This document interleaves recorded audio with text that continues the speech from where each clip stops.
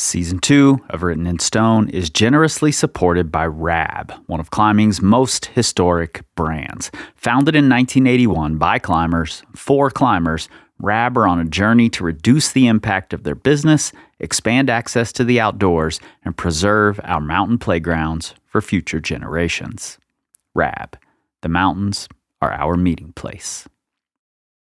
This episode is sponsored by Tension Climbing.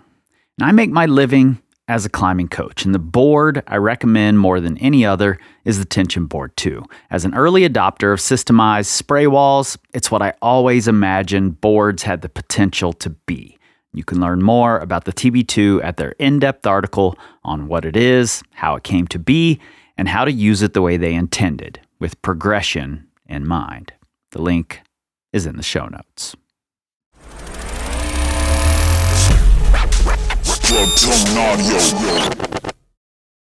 Wolfgang is an interesting character in that not only is he one of the top climbers ever and pushed the standards forward multiple times, but he's also one of the leading figures in terms of training. And I know that shouldn't sound strange, but really it is. And if we look at any other sport, it's the same way. The top people in terms of training are not usually the top athletes. But he was one of the first to embrace training in a more scientific way. He was getting an exercise physiology degree, he wrote a training book, and he developed the campus board. Because of that, I knew I needed to talk to Mark Anderson. Mark is one of the twin Anderson brothers, both great climbers and pioneers in the training space. They wrote the Rock Climbers Training Manual, developed the Rock Prodigy Hangboard and training method, and Mark made a pilgrimage to the campus center in Nuremberg to see the original campus board. He climbed some routes in the Frankenjura while there too, of course. In this episode, we get into the campus board, Wolfgang's impact, over-romanticizing the roots of your heroes, and more. Let's get into it. This is Mark Anderson. I'm here to talk about what an awesome climber I used to be. That's all I talk about, Mark. Can we jump right in? Because I want to go off script immediately. Okay, sure. And I want to go off script because I just saw the news yesterday, I think, that another flash of Freerider happened. Okay. And because this is a history podcast and we regularly are sort of interrogating the way history has been recorded, I want to talk to you about your role in a flash of El Cap or potential flash of El Cap that has largely gone unnoticed by the media. Yeah. And this is in no way meant to downgrade what Babsy accomplished. In no way are we trying to do that. But I do want to get the facts. So talk to me about you and Mike going up Freerider. Yeah. Might be a little fuzzy on the dates, but we did Freerider in May of 2004. And I think the reason Mike's ascent has always had an asterisk is because we had previously aided the Salafé wall. And I think we did that around 2002 or something like that. So it wasn't his first time on the route, right? Like in the two routes, Freerider is essentially a variation of Salafé, right? Now that being said, all the hard free climbing is different than Salafé. Like if you looked at a pitch by pitch, topo, it's like everywhere there's a hard free climbing section on Freerider, that's a variation that was created to avoid some aid section, like a pendulum, like the pendulum hollow flake is avoided by doing this 12B slab thing, which I would say is like kind of psychologically the hardest. That's the thing you're least likely to flash. I put it that way. Same with like, the monster off width. You don't climb that on Salafé. You aid up a thin crack that Skinner did at like 13B or something like that. But for the monster off width, there's a way to get around that. You do aid right up the Salafé dihedral, the two pitch dihedral right below the Salafé roof. You aid up that. But it's not like we were like sussing the moves or anything. It was strictly an aid climb. We were just trying to get up the thing as fast as possible. We did it in a push. Um, so, we didn't we weren't camping out or rehearsing pitches or anything like that. So, other than, certainly climbing El Cap beforehand gives you a sense of comfort being up there. It gives you the confidence, like you can survive the thing and whatever. So in that sense, it's certainly a benefit. But yeah, it's not like we were sussing any of the moves or making notes, make sure you bring this gear on this pitch or anything like that. I don't think, my opinion is it didn't do anything to contribute to, Yeah. Mike's ascent on Freerider. And I know years later, Pete Whitaker was rope soloing it and fell on the boulder problem and then moved over to the Teflon corner, which is a variation of the same pitch Yeah. essentially, Okay. and flashed it on his rope solo, Okay. but doesn't take the flash because of that fall. Was there anything like that happened with Mike, or did No. he just climb the whole thing with no falls? He just climbed it with no falls. Yeah, there were no caveats. I'm the Yeah. king of caveats, but in this situation there were none. I mean, the if there's a caveat, it's that he had me there and we're the same size, same climbing style. Yeah. Like that boulder problem pitch, I tried it first. I didn't send it. I tried it like 4 or 5 times and was getting shut down on there's like this big sideways move you have to do. I don't remember it super well. I mean, it's 21 years ago. Yeah. But uh anyway, I was basically there's one pretty hard move and I was falling on that repeatedly. Then, Mike's getting impatient or I'm just like, why don't you give it a try? So I came down and then he did it. So I think, he certainly benefited from having beta on that Sure, but one that's pitch. how flashes work, you know? Yeah, right. But we didn't have video. It's not like we were studying video ahead of the time. It never occurred to us we were going to climb it. Our whole strategy was based on the idea that, we'll need time to work out this pitch. We'll need time to work out that pitch. But that was the only pitch that I can recall, like a major pitch that I did first, other than, we'll get to that. But like the down climb pitch to Hollow Flake, he led that. There's kind of one pitch I fell on is this 11C slab pitch. Mm. I think it's in part of Free Blast or right after Free Blast. And I fell on that, but he did that first. I think. He led the dihedral pitches, or I'm sorry, I led the first one. He led the second one, but the second one's harder. Yep.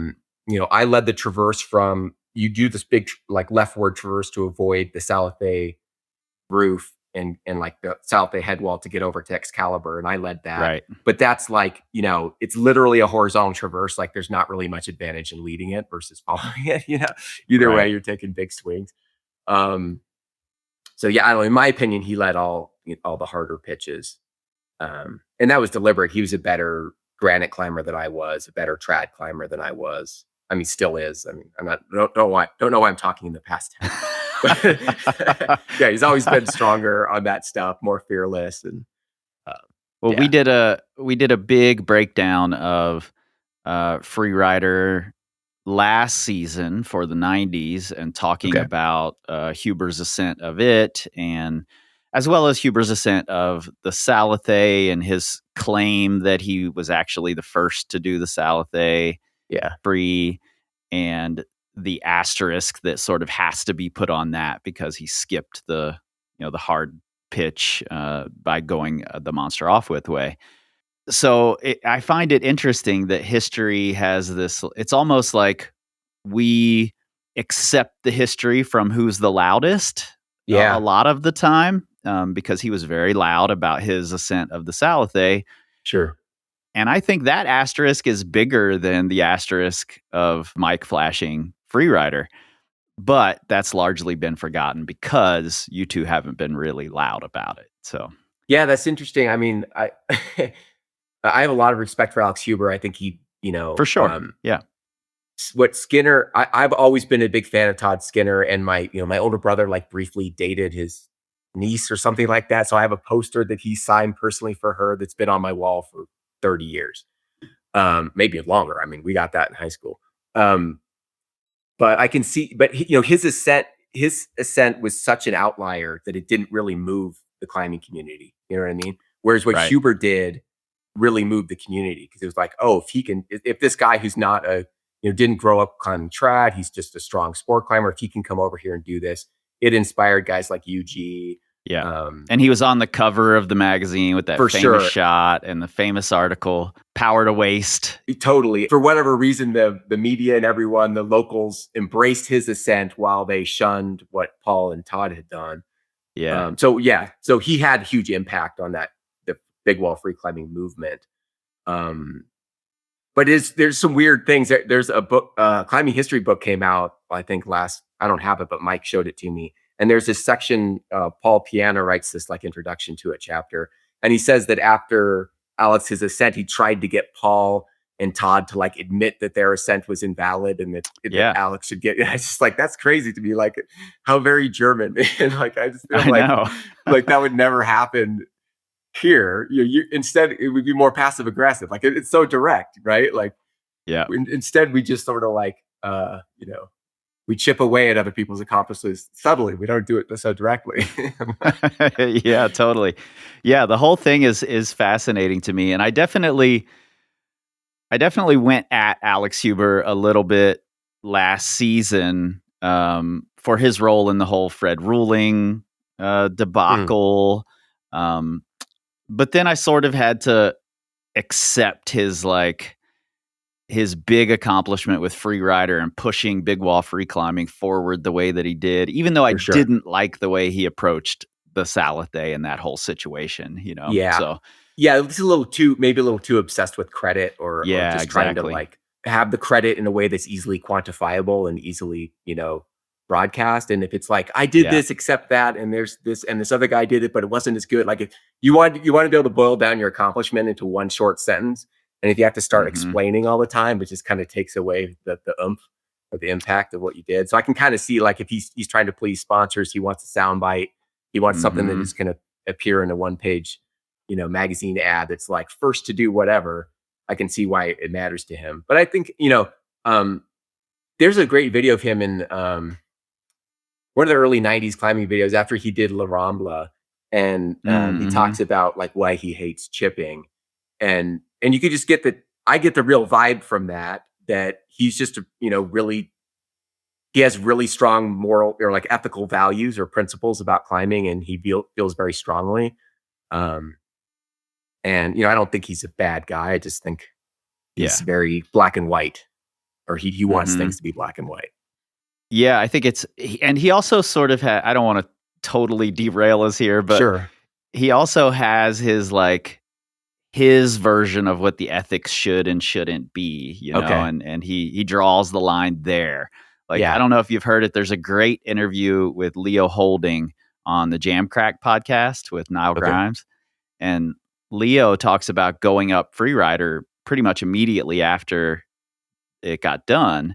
Okay. And I don't know if it was Freerider or one of the other routes. It might have been one of the other routes they did.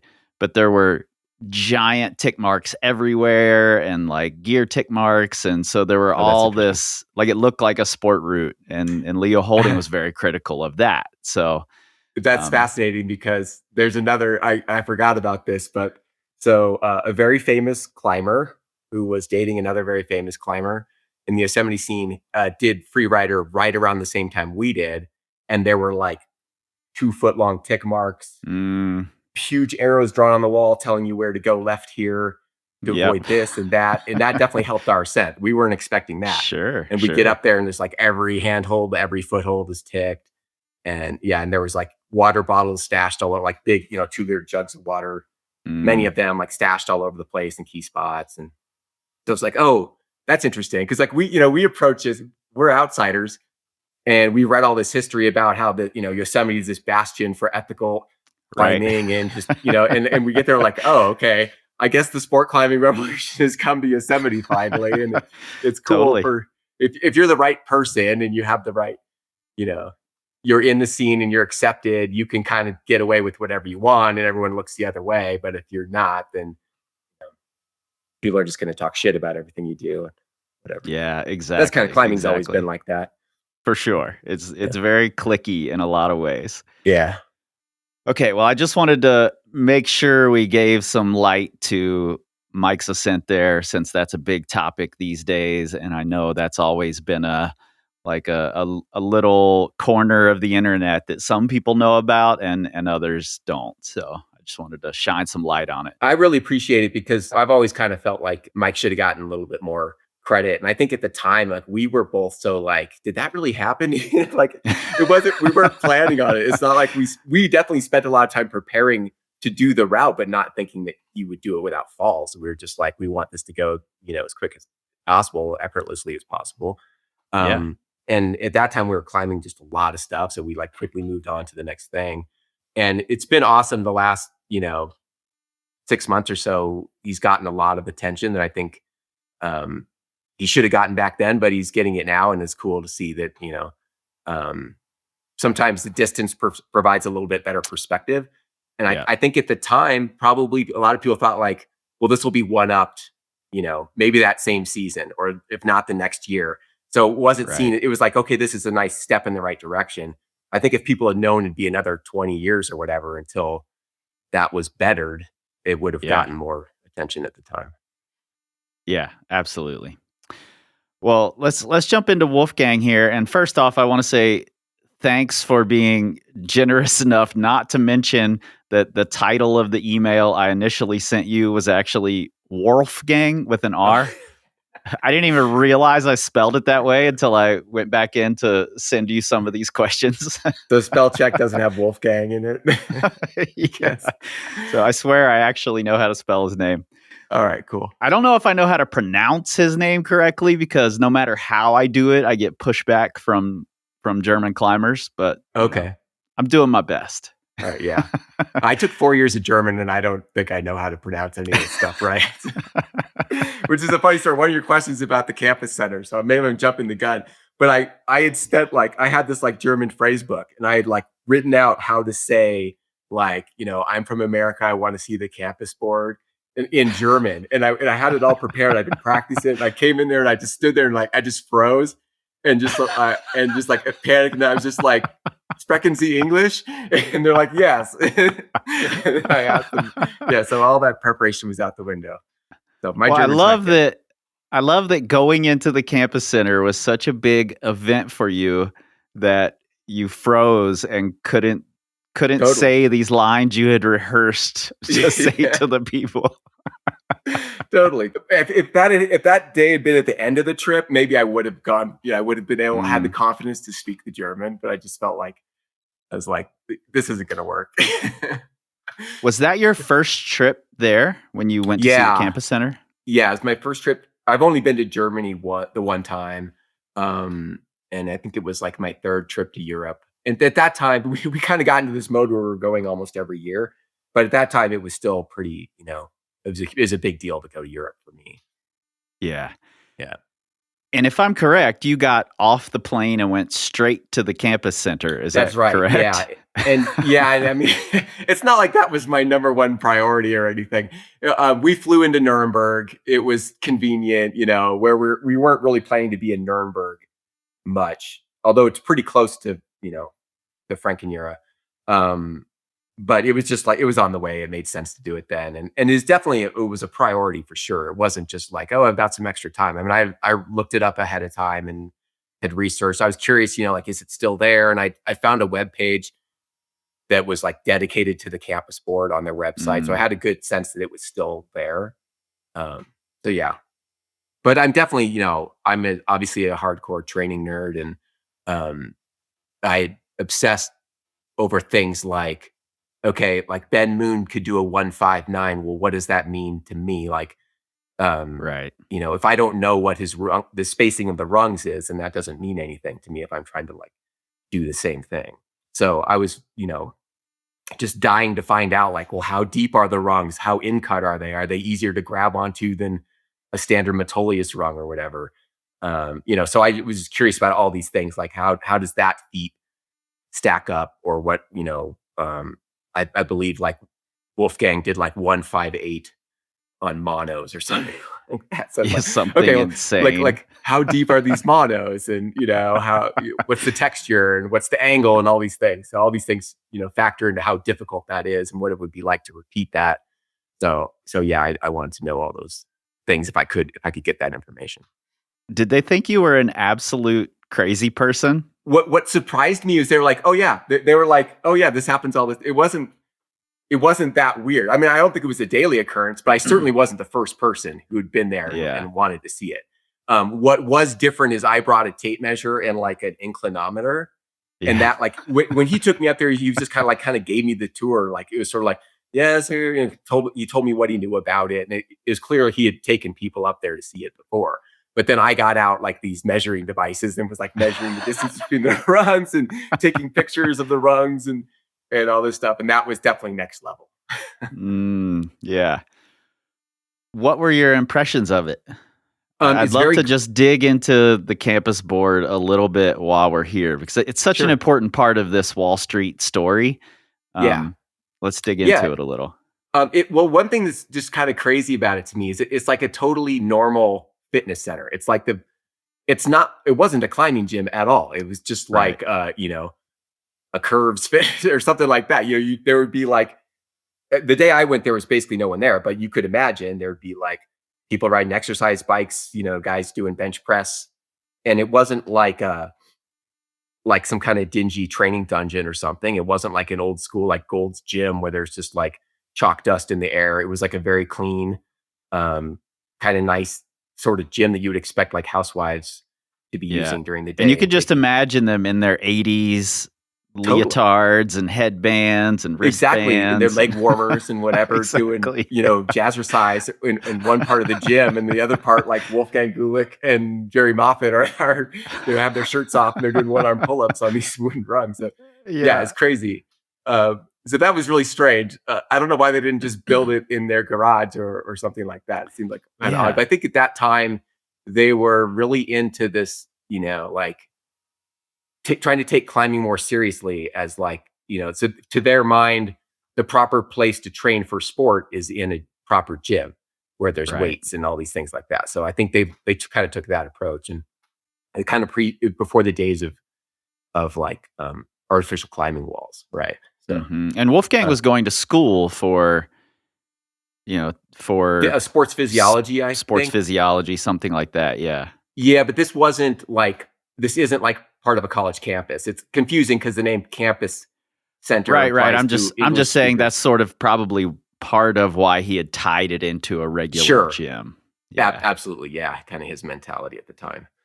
Anyway, so the board itself, like, it's basically suspended from the ceiling, so it's free hanging on all sides. Like most of our boards are attached to a wall. So Yeah, which seems ahead of its time already. yeah, for sure. And I don't know if they did that because that's where they had the space. I mean, the room itself had a big wall of windows on both sides. So maybe they just, I feel like one side was windows, the other side was mirrors. So maybe they just didn't have wall space and it made more sense to do it that way. But there's some cool artifacts because on the backside, there's this old, like kind of kludged together hangboard that I think some of my research sort of implied that maybe Jerry Moffat had built that hangboard. And it was just basically just little wooden shapes and different cutouts that he had like glued together. So there was just kind of cool to see stuff like that. Especially, like I've read, Moffat's book Revelations is like one of my favorite books. I've read it like 10 times and have it all highlighted and stuff. So like, when you hear him talk about this hangboard thing he built and then you see it, it's like, oh, wow, that's cool. I don't know. If you're a crazy history nerd like I am. Yeah, totally. Well, there was also, it's interesting that Moffat added that on because there was also some version of a hangboard at that, I can't remember the name of the wall they traversed on at some university near Sheffield. Okay, yeah. Inside one of those buildings, there was also a hangboard that they used to train on. Okay, yeah, that sounds familiar. That would have been before he went to Germany, I imagine. Yeah, Right, yeah, I think so. Yeah. Okay, cool. Yeah. So anyway, this board was like, it's very glassy, or it was, 10 years ago. Like, Yeah. so I kind of got the vibe that the rungs were all original. Like that was one thing I worried about, that like it would still Mm, be there, but someone would have like redone it, so you yeah. wouldn't. Blasphemy. Yeah, I know exactly. Right. So it seemed to me like it was original.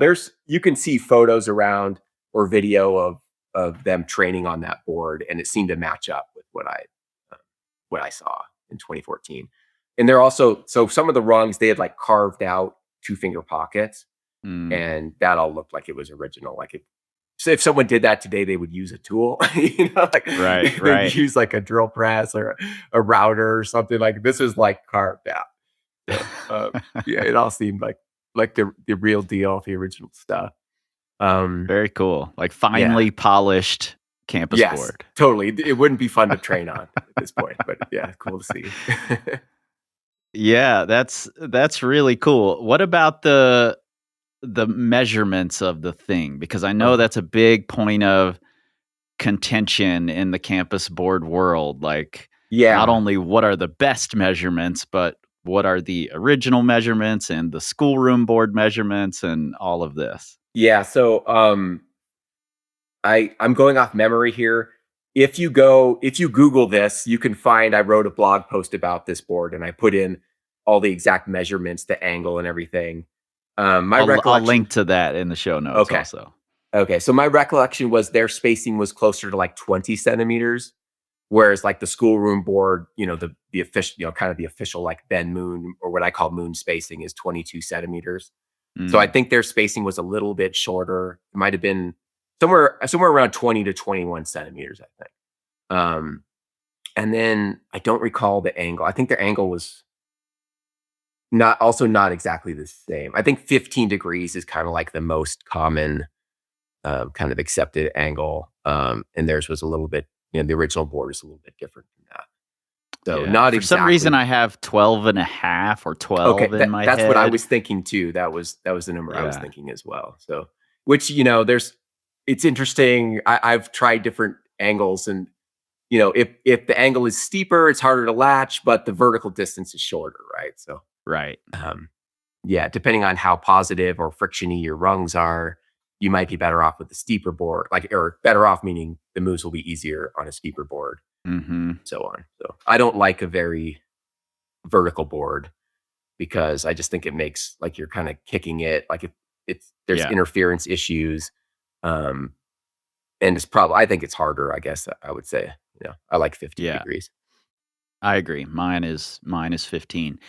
How do you feel about the campus board as a modern training tool? Like I know, in the early 2000s, it was really popular. I know you and Mike used it a lot. I have one in my gym that I still use a lot in a lot of different ways. In fact, if I only have time for a short workout, I'm using the campus board over the spray wall Okay. a lot of the time.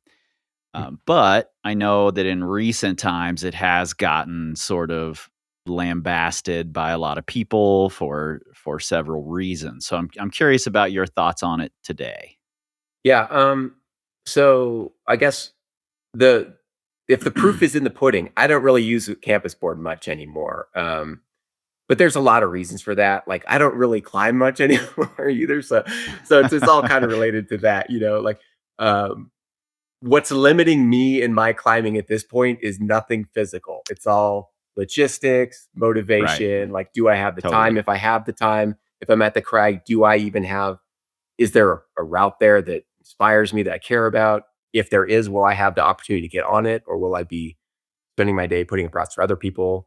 Um, so yeah, so like, to me, I'm not at a point where I'm like trying to eke out the very maximum out of my body. So that's mostly why I think I don't use it. I absolutely think it has a place. I think it depends on the climber, obviously. Depends on what their strengths and weaknesses are. It depends on what they're training for. Hmm. And this, we could go on and on about, the sport has changed a lot, I think, in the last 10 to 15 years. Absolutely. Um, and I mean, this has always been the case to some extent, but there are a lot of climbers who don't really have any ambition to climb outside. Or if they Hmm. do, it's just sort of a novelty. It's not really, like our generation definitely looks at climbing outside on rock as what you're the point of it all. And Yeah. everything else is just preparation for that. But I don't think the current generation sees it that way at all. I think their gym project is just as important to them as an outdoor project, if not more important. Yep. I think you're right. If you're not training to dyno to, half inch, edges and tiny pockets and stuff, maybe a campus sport doesn't make sense for you. Why would you be training on, small horizontal edges when the type of problems you're doing are coordination problems where you're doing a huge 6 foot sideways dyno to a big jug? That's not Yep. really what a campus sport is training, right? So I think, for a climber who wants to climb hard outside old school routes that are, thin, sharp, I think a campus board still is a really valuable tool.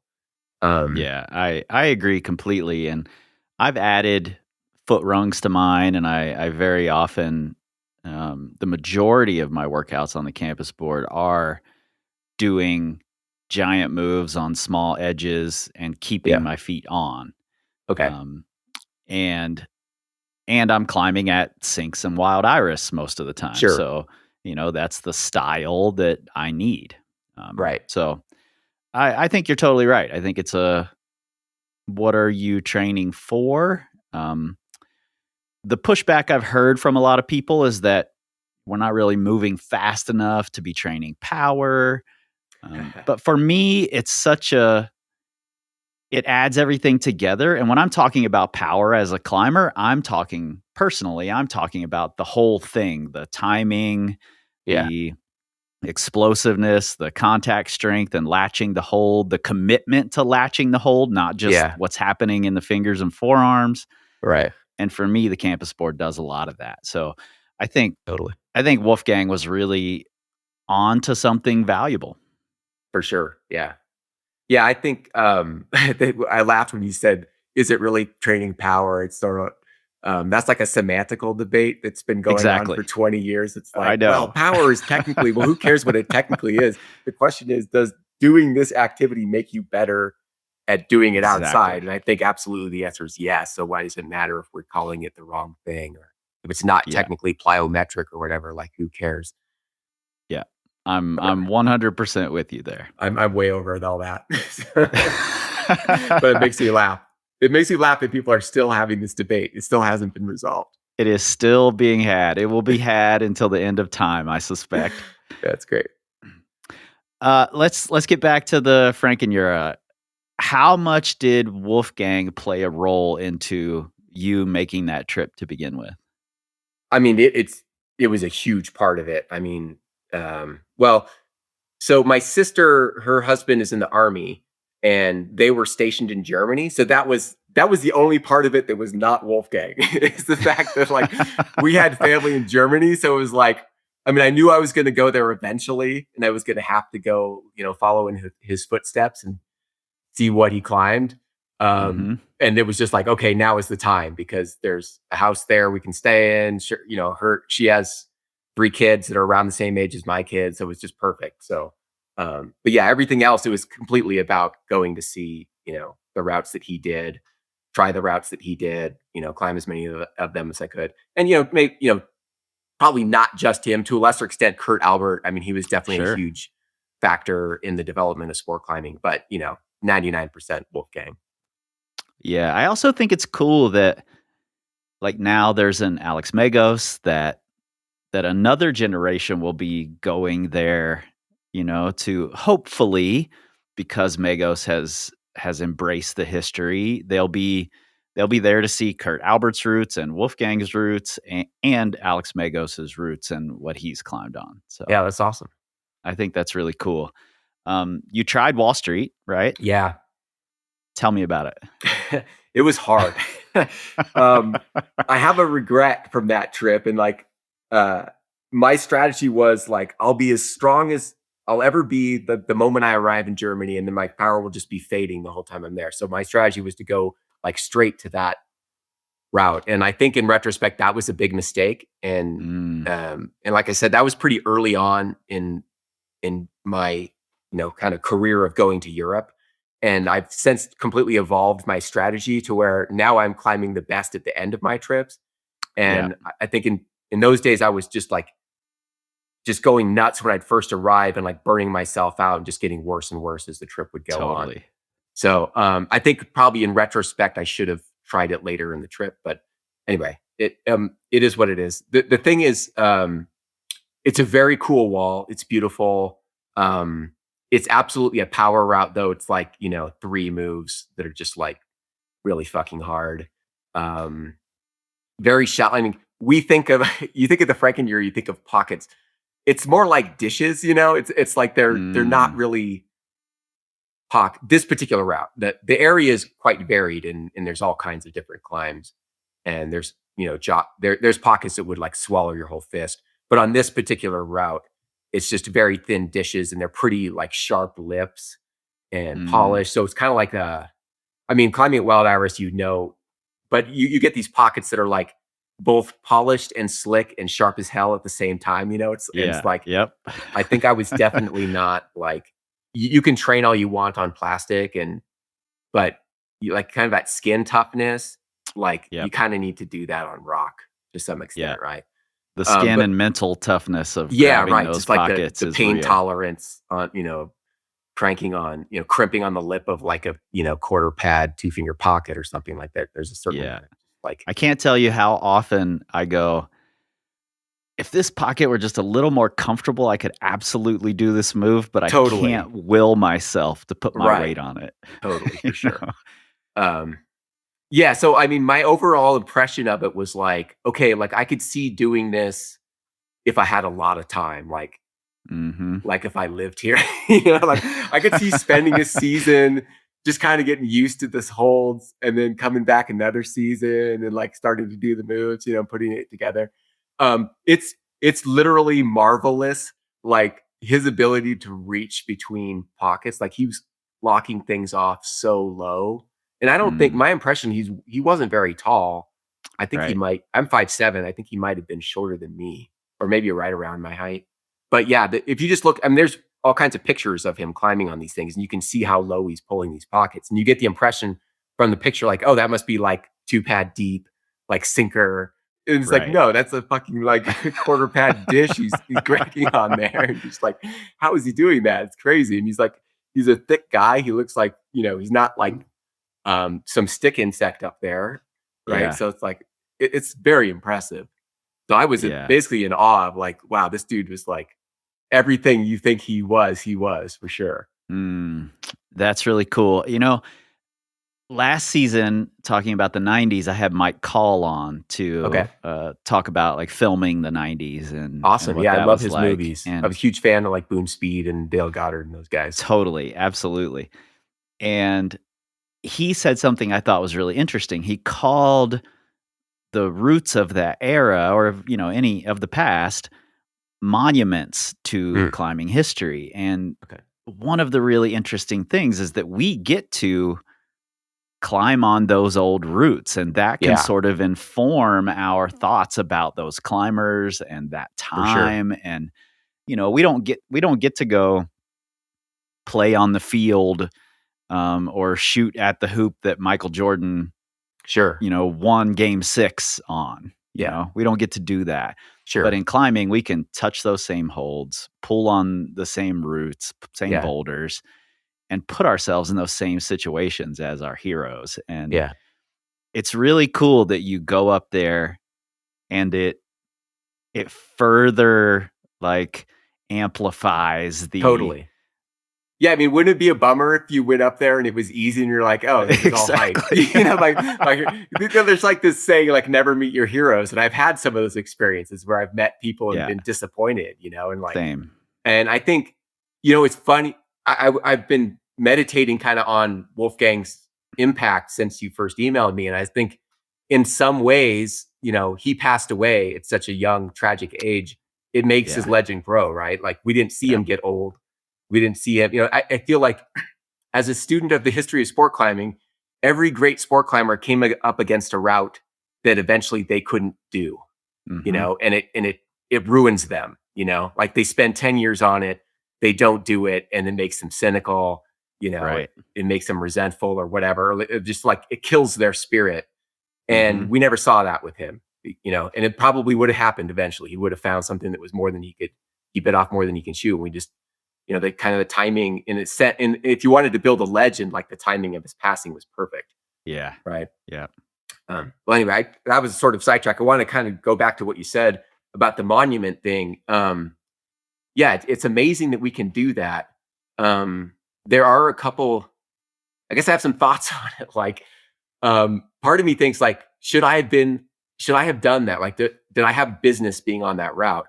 And everyone that goes up on a route does some damage to it, right? Like they wear it down. And I was certainly aware of that at the time because my wife was like, "Are you going to go try Action Direct?" And I'm like, "No, I have no business being on that thing, and I don't need to polish it up any worse than it is." Or what if I broke like a key foothold, like just dicking around on this route I don't belong on, So like I had too much respect. Like we went out there and we look at it and I got my picture taken below it and all that, but I just didn't feel like I should be on it. And now like talking about Wall Street now, I'm kind of like, should I have been on Wall Street? I mean, I didn't, if it wasn't a serious attempt to send it, like, maybe I should respect it from a distance. I don't know.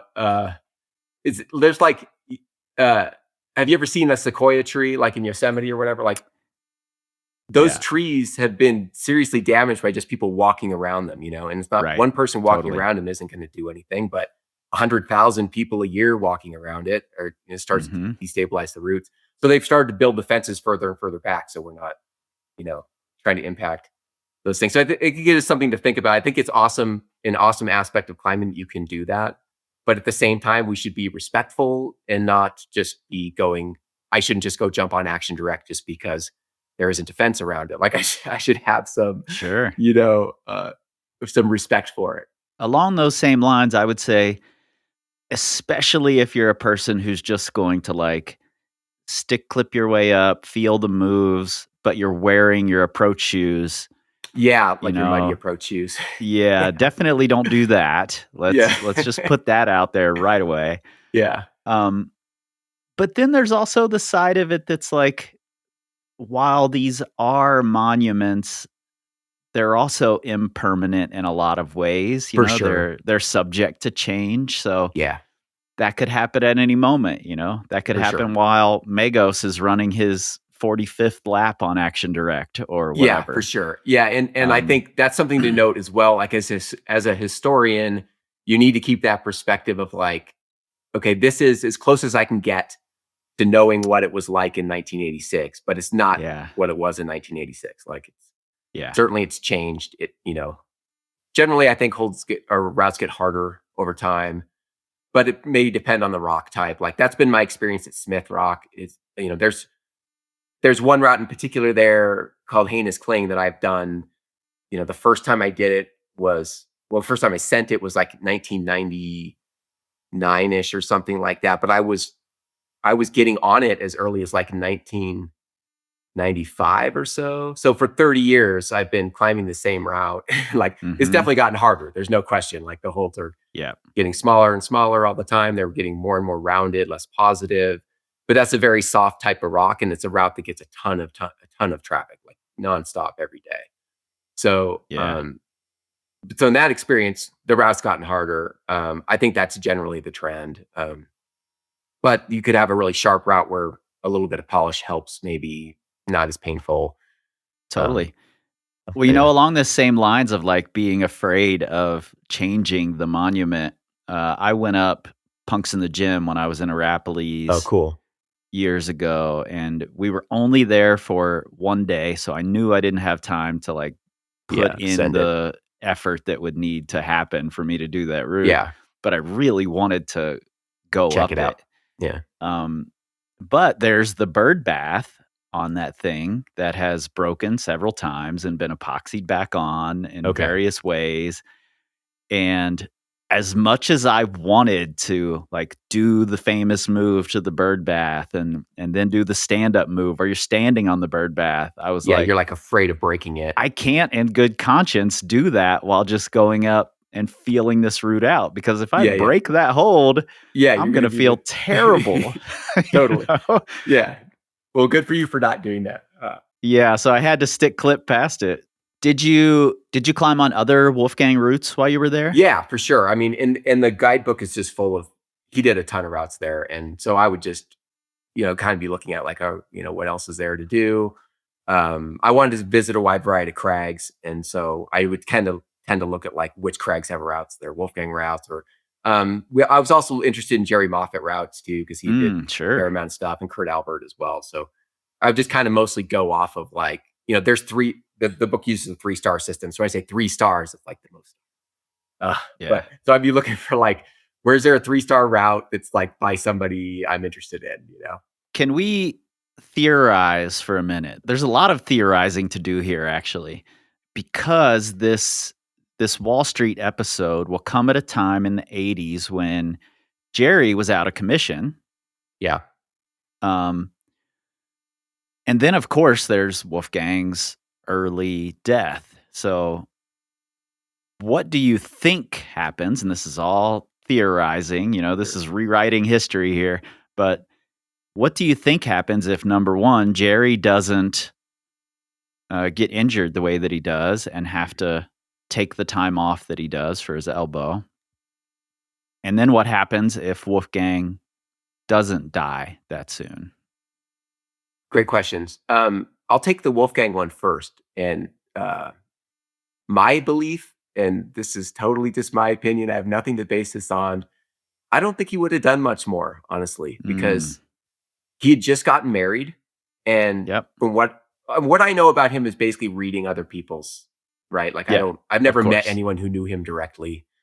But I got the vibe he was very much in love and kind of ready to be done. And I feel like one area I can really relate to Wolfgang is for him, I think it was a really big effort to do a route like this. Like we're kind of dismissive of it. We're like, oh, he did Wall Street, then he did this, and it makes it seem really easy.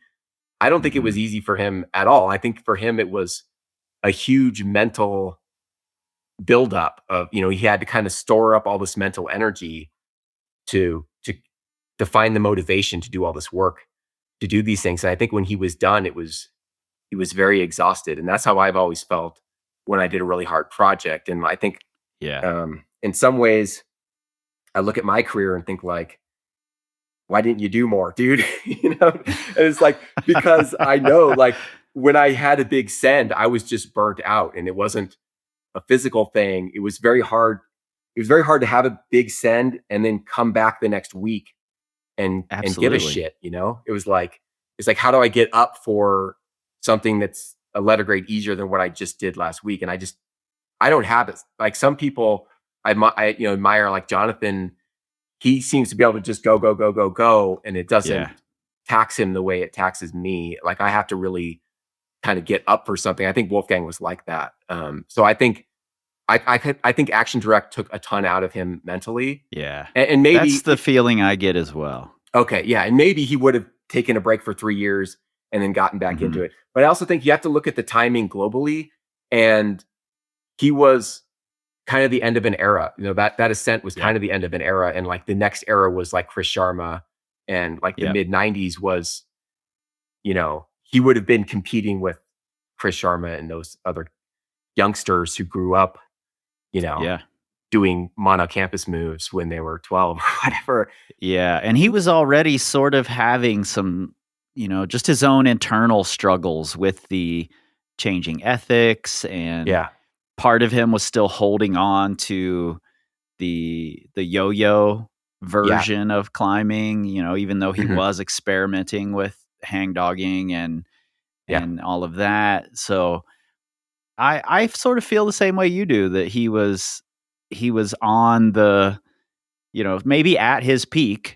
Maybe like you said, maybe he would have gotten excited about some route. It seemed like he needed to have that for sure inspiration to really push forward. Totally agree. And I know he was very anti-competition climbing, and that's kind of thing, the direction things were going at the time. So in a way, he was kind of already in an anachronism at that time. And I just think, I just sort of think it would have been enough for him to kind of let it go. And he was also, he was a big part of making the movie Cliffhanger. I could see him going in that direction, being like, oh, I like this movie gig. It's like, everyone's super nice. It's profitable, whatever.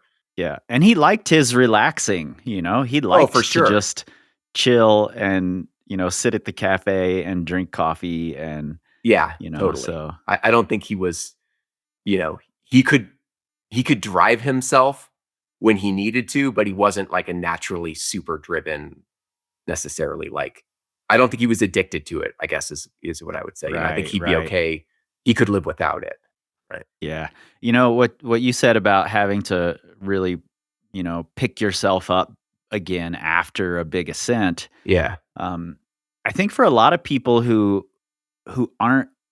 don't spend time like really chasing big goals that are difficult for them and mean a lot to them, who just go, and I'm not saying there's anything wrong with just going climbing, for the fun and, never chasing some big major goal that eats at you when you're, fighting with it. There's nothing wrong with that. But for the people who don't do that, they may not understand that. Yeah. I just recently last year made a big goal for myself to try to reach 100 513s by my 50th birthday. And Oh, nice. and I climbed my 100th 513 on the morning of my 50th birthday in the sun, almost falling, third day on, That's just great. dying up there, and then after that, I've maybe climbed 6 times outside since last October. Okay. It's Yeah, just, totally. I can totally relate to that. Yeah. yeah. I just had to like dive into work because I couldn't go climbing anymore. Right. I was just done. Right on. No, it's like physically there's nothing wrong with you, but like, Yeah, I was in great shape actually. yeah, the mental energy for me is a huge part of it. And I think totally. certain people are like that. And then kind of, maybe what made Jerry Moffat so special is that he seemed to have unlimited reservoirs of that. Just a manic drive. Yeah. Yeah. And that's what got him injured, right? Like he couldn't lay off, and I think someone like him, I think the speculation is like, what if he knew about rest days? Like what could he have done if someone had told him that you're allowed to rest, take days off?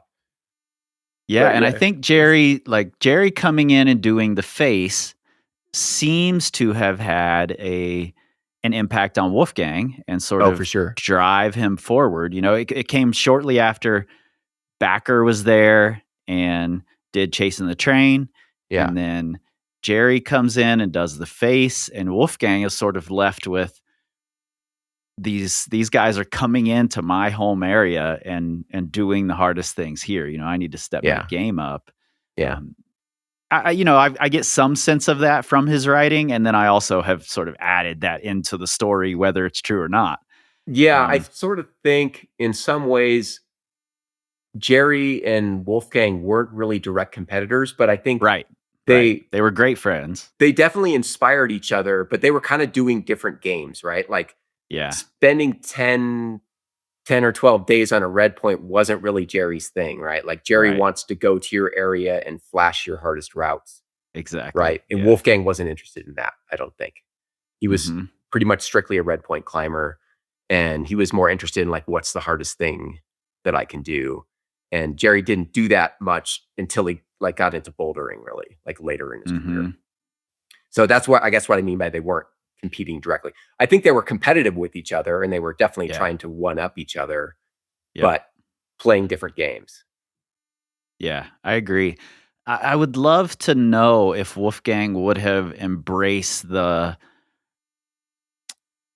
going for hard repeats. Since around the time he died, there were other people climbing at a really high level.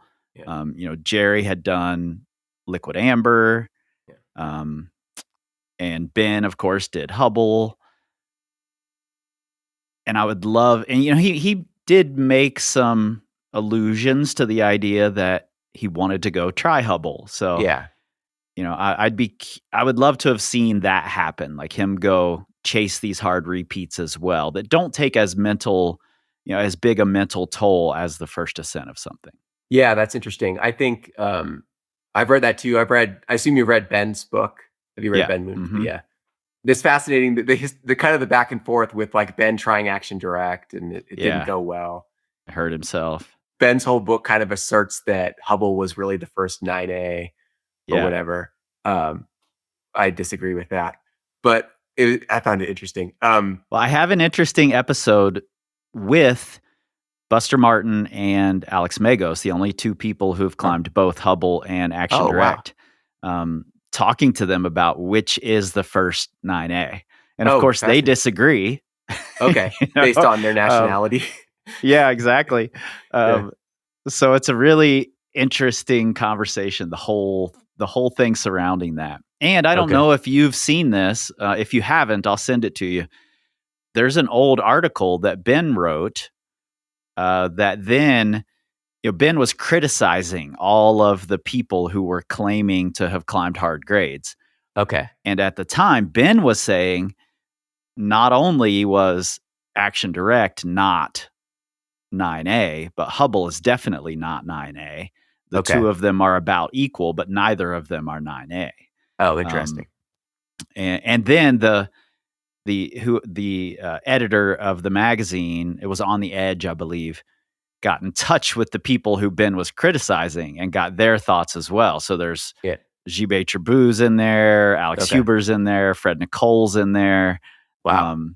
It's really interesting to hear all of their takes on these hard grades. That is interesting. Yeah. I think it's something that's ultimately unknowable. Like we want to. Yeah. I'm an engineer, so like you want to be able to assign a number and have the number be absolute. And it's just like ultimately it's subjective, and it's going to depend on the person, what their strengths and weaknesses are. Somebody with short arms might find Hubble to be easier because it's largely underclinging, is my understanding, and whatnot. And someone who's like really good at pockets might think Action Direct is easier or whatever. So yeah, I don't know. I don't think it's, like I said, I just don't think it's really knowable. It's kind of fun to debate, but you're not really going to resolve it. Even if you yourself could go climb both those routes, it still wouldn't really answer the question of, it would only tell you what they are for you. It wouldn't tell you what they are. Yeah. Objectively. And it's fun to debate for us, and we'll never go climb those routes. Yeah, for sure. I would have no desire. Hubble doesn't sound very fun, but I just think it's really interesting to think about those things, like two of the biggest, forces in climbing in that era. Yeah. Both were sort of taken out of commission. Yeah, with Jerry, I sort of feel like it was inevitable that he was going to get severely injured at some point. So you could take away that particular injury, and I would imagine there was another one coming, just the volume of climbing he was doing. That's a great point. Yeah. So I don't, there's always like a, what if I could just train 24 hours a day and never take a break? I mean, like there's got to be a limit, right? At some point you've got to, there's only so much a body can take. So, and that's what made him great, right? Like we were saying, his drive was unparalleled. Yeah. But it got him into trouble at the same time. Totally. Well, you said you've been marinating on Wolfgang's impact a little bit. So I'd love to hear if you have any other thoughts on Wolfgang before we move on a little bit. His impact in the climbing world, I don't think there's anyone who's done more. I think no matter what nationality you are, no matter where you're from, if you know anything about climbing history, you've heard of this person. I mean, I can't think of anyone who's had anywhere near the impact that he's had. And I don't think he set out to do anything like that. I think a lot of it is tied to his legend and the tragic way he passed away. But for whatever reason, he resonated with so many people from so many different areas. One of the things we did was we visited his grave there in Obertrubach, and it's just, there's like all kinds of trinkets. People leave carabiners or little bits of cord. There's like somebody's like training journals there, or was. And it's just, I can't imagine that. There's nothing like that in the climbing world, right? Is there any other climber you can think of who has that the only other climber I would put on that same level is Lynn Hill. Okay. Yeah. I think, we can't make the direct comparison, obviously, because we still have Lynn. Yeah. But her free climb of the nose and then returning a year later to do it Doing in a day. a Yeah. day, that combined with the uh, Tribou saying no woman will ever climb 514 and Lynn going and doing his 514, Yeah. and her comp domination, Yeah. all of that, I think, puts her at the same level for me as Wolfgang. That's a great reference there. Yeah. Yeah. I don't know how anyone could have done more in the time he had in that era. I think he was one of a kind for sure. Yeah, his story is a really fascinating one for me. Yeah. And I've had this will be the final Wolfgang episode, I think, that I'll do because I've already, I went through the 90s and now I've backtracked to the 80s. So um, this is going to be the final Wolfgang. And that's a little bittersweet because, his story's always been so powerful. And I told this story in the 90s, but um, I bought the Wolfgang book, Life in the Vertical, Yeah. when it came out. I was a pretty new climber at the time, and Okay. I think there were 2 copies of it at the gym that I climbed in, and I bought one of those copies, at a time when whatever it was, $40 or whatever, was a lot of money for me to spend, Sure. and I loaned that book to a kid who was doing a book report. And he did his book report on Wolfgang, and I never got the book back. Like Oh no. he left with the book, he moved. And and when I was starting this podcast and getting into the 90s, I just put a note on Instagram, just jokingly, like, does anybody have this book? I used to have a copy and it disappeared, and the kid messaged me and Oh, wow. with an image and said, I have it sitting right here. I'm going to mail it to you. Oh, awesome. So I got the book back That's years late, amazing. 25 years later, Wow. All right. Um, That's so probably worth a lot of money. Have you looked into what it would cost to buy one?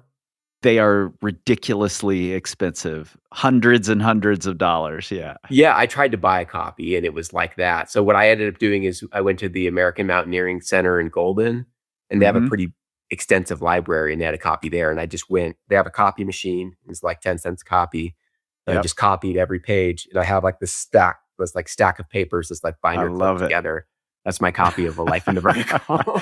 Wow. I love it. I love it. Yeah. I also just got access to a bunch of scanned Rot Punked magazines. Oh, cool. So I'm really looking forward to like digging into those and maybe seeing photos I hadn't seen before. Yeah, that'd be Um, cool. so, Fun.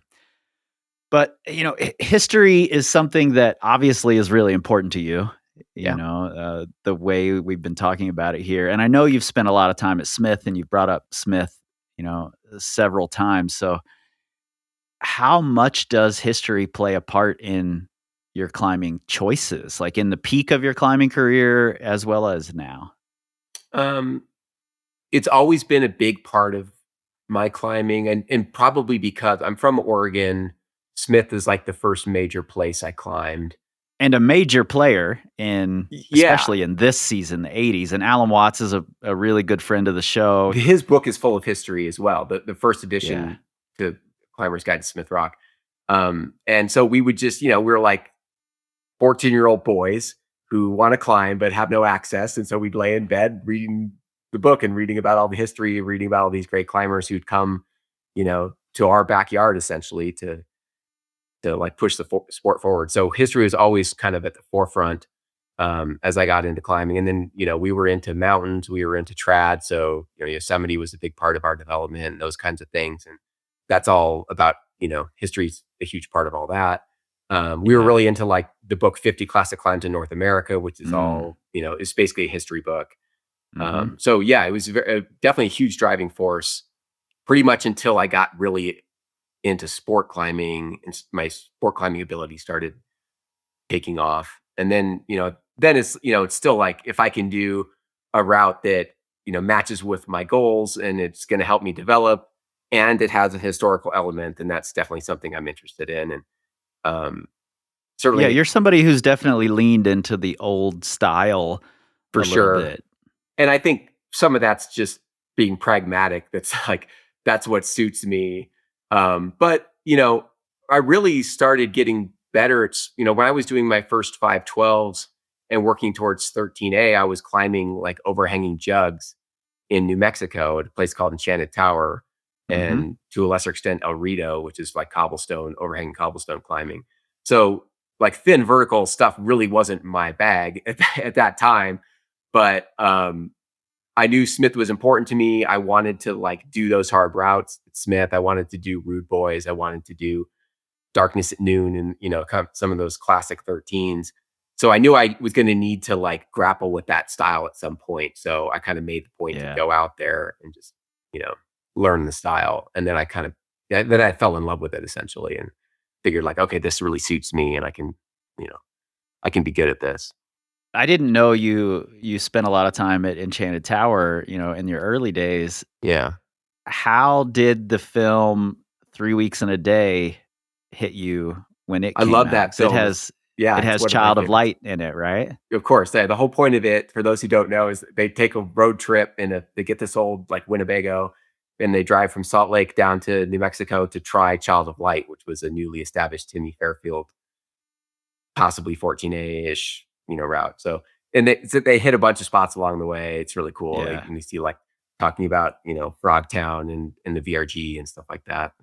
Mhm. Yeah, I I love think that that was film. the first time I ever saw Joe's Valley, I think was in there Okay. also. Is Joe's Valley in there? I Yeah, think maybe. so. It I think it's probably the is. That first would make time I sense. saw Joe's, and there's Maple, of course, is in there. Yeah, they go to like they go through St. George, obviously. The Winnebago breaks down. Yeah, okay. Yeah. Yeah, I love that. That was the first time I saw a climbing film with a narrative, like with a Yeah, plot. yeah, So yeah. yeah, that was really cool. Yeah, Yeah. I have the VHS of it. I'm looking at it right now. Okay, yeah. So I used to have a VHS copy of it. I don't know if I have it now. I'm not sure. I might have dubbed it to something. I have a bunch of old VHS tapes. I don't know if I have a way to play them.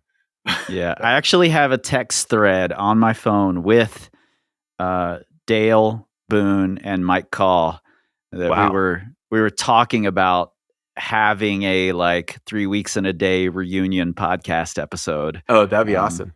so that Yeah, that right may on. happen sometime in the future. Yeah, cool. But I make a podcast celebrating climbing history, but part of that podcast is being critical about the way that we ultimately use or abuse the history. And I think a lot of people and I'm probably guilty of, creating this sort of over romanticizing of the history because I'm telling these, larger than life stories about these Yeah. routes.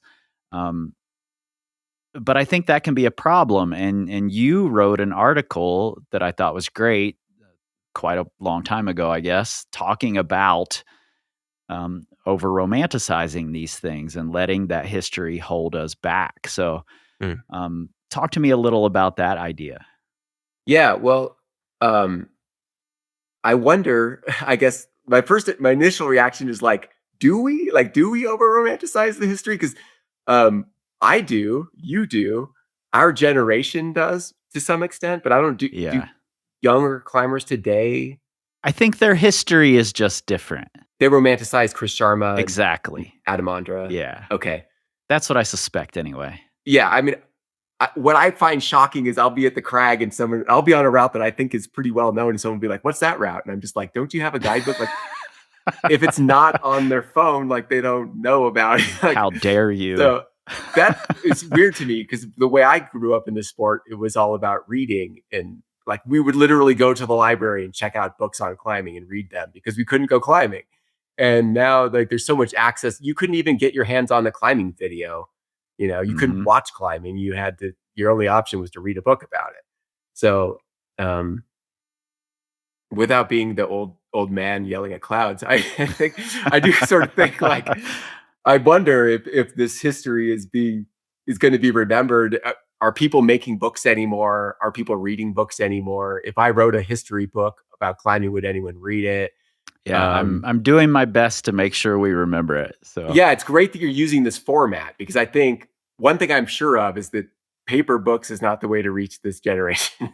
yeah. So, Well, I'm also turning each season into a book. Like we're currently working on the 90s because it's oh, all awesome. already written as a script anyway. So Okay, I'm going to turn it into a book, and we'll hit some I'll of the buy a people copy.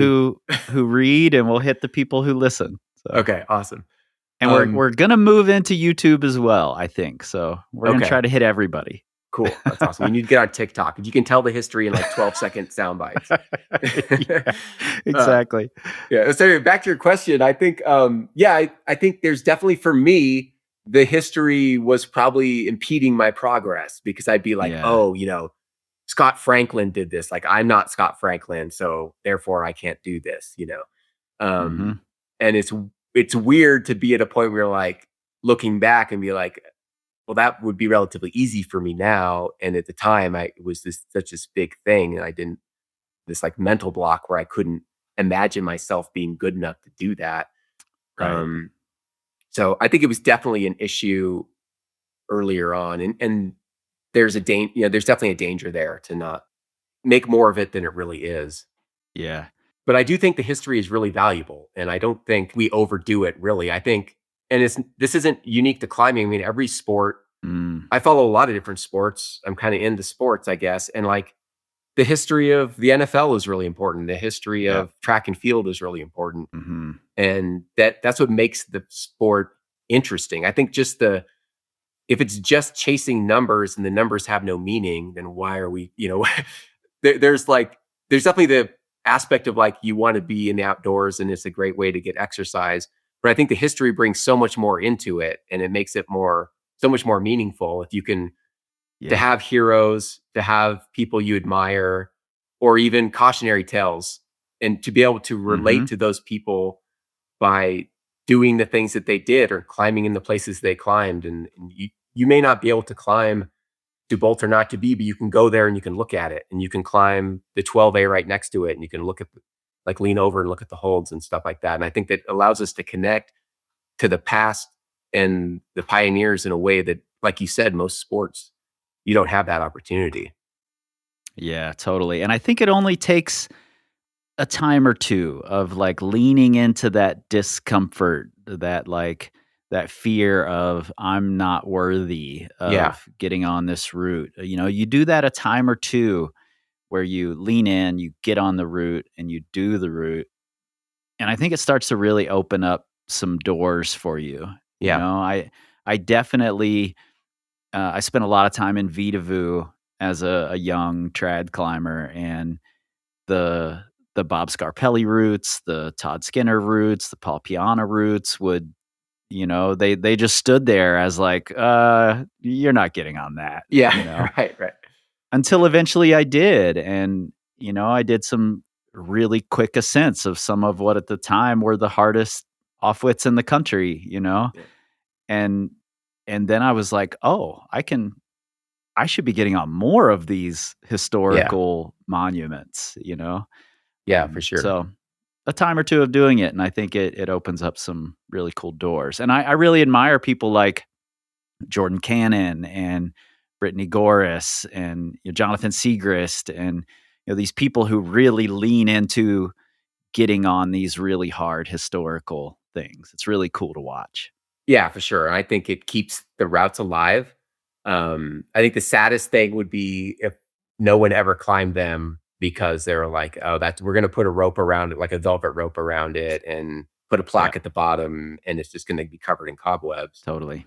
It's better to keep them alive, even if they're gonna deteriorate. Yeah, they're gonna change. But I think we can, if we recognize that fact and understand that, like you're doing, if you're repeating one of these historic monuments, you're doing the best you can to have the same experience, but it's never going to be exactly the same, right? So Right. it's always going to be a little bit different. And we've evolved so much as a climbing community. Equipment has evolved. Our techniques of training and programming have evolved, and so it's never, Mhm. when I say like, oh, I can't do that because Scott Franklin did it, like I'm not saying I'm better than Scott Franklin or anything like that. It's a totally different era. It's apples and oranges. Yeah. And Scott Franklin was probably having that conversation with himself some of the time, as he was coming up. So I think that's one of the coolest things about this game that we play. Yeah.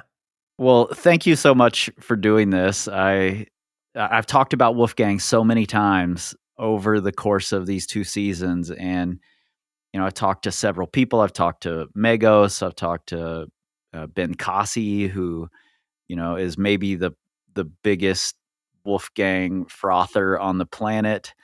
And I've talked to Hannes Hook in Germany, and quite a few people. So the next person I thought of when I thought, I have to get someone else on to talk about Wolfgang was you, from your training and from your pilgrimage out to the Frankenjura. So thanks for doing this. I'm flattered. It's amazing to be mentioned in the same sentence with those other climbers. I really appreciate having the opportunity to share. 1, 2.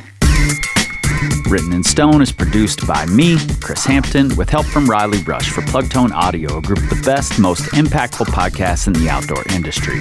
Right now, our patrons are getting readings of several of Wolfgang's essays, his reflections on free soloing separate reality, the progression of the sport, and more. You can join for free at the link in your show notes. And remember, this show is 100% rooted in the facts, but like Todd Skinner always said, never let the truth get in the way of a good story. And if you love what you're hearing, give us those 5 stars and a glowing review, join our Patreon, the Secret Stoners Club, and tell everyone you know at the crag, at the gym, and those people checking out classic routes in their muddy approach shoes, definitely point them my direction, and together we can tell the stories of climbing's most important ascents, 1 decade at a time.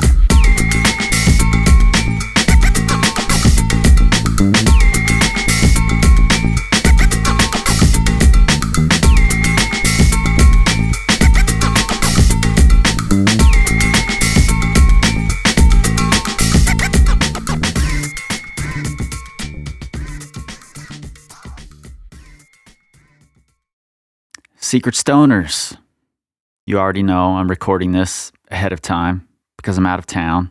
And this one's way ahead of time, so it feels really strange. I usually record these the night before they come out. But this was a really fun conversation with Mark. Mark and I had only talked really briefly, actually, in person once before. So having an hour plus long conversation with him was really, really fun. And he said something in here that fascinated me, and I've now gone down the rabbit hole. He mentioned that Paul Piana, in a recent history book, had written something about Alex Huber trying to convince him to say he never climbed the Salathé. So I went and found the book. I read the piece. I talked with several people, and I'm trying to talk with a few people who Paul said was there during that meeting, because I want more details about that meeting. There's a really interesting exchange been happening on Instagram. Jordan Cannon recently did the Salathé, and he did it going the same route as Todd and Paul. So he did pitch 19. Alex Huber has been posting photos, his famous photos, Heinzach photos from the Salathé, and Jordan got in his comments asking. Jim Herson, Connor Herson's dad, got in Huber's comments asking. And Huber does the typical, sidestepping it, acting dumb. Jim Herson pushes a little.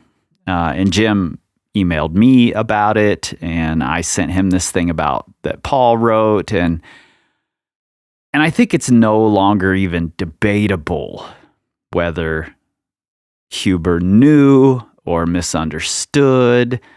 I think the guy's just a jerk. I think that's what it comes down to, which is unfortunate, but not surprising. Anyway, that has nothing to do with Wolfgang. And we are going to get to the Salathe at the end of this season. It's not like that's a big surprise. It was one of the, if not the most groundbreaking ascents of the 1980s. So we will certainly be getting there. And I'll talk to you more about this stuff if I learn more about it. Even if I don't, I'll probably be talking to you more about this because I think it's fascinating. But if you go to Alex Huber's Instagram, he's got a series of photos from the Salathe. And on one of those photos, you'll see Jordan Cannon's comments and Huber's replies, and then Jim Herson's comments and Huber's replies. So if you're interested in the controversy, that's a good place to go. All right. I am probably at this time that you're hearing this on my way back toward Wyoming anyway.